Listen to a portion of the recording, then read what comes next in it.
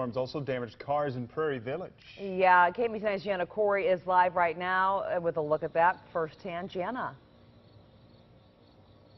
Take a look at this tree here. I'm about 5'7", and you see where it's snapped here. You can see it is splintered, and then look at this part of the tree and where it came down, smashing down onto this car. There are 5 cars under this tree. It's a little tough to see that because of the branches, how fanned out they are, but they are smashed. 5 of them here in Prairie Village.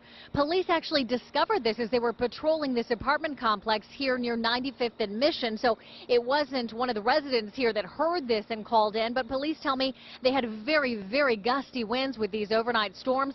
Officers knocked on the door of the owner of one of the cars, this Chevy Malibu that you see here, this dark colored car that was smashed. They knocked on the door of his apartment this morning about 4 o'clock, and we talked to that car owner, Jared. Here's what he told us.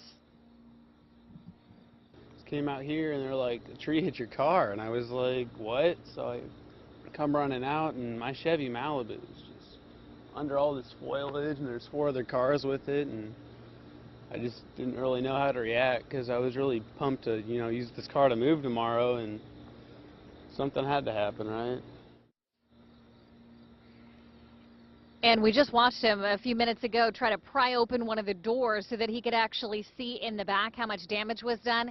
And you can see there are limbs that are actually coming through that back window that was smashed in. So moving day, not sure if that's going to go off as planned. But as for these car owners, some of them don't even know what happened here in the overnight hours. This huge tree coming down. Prairie Village Police, the ones to discover this. I'm Jana Corey, KMBC 9 News.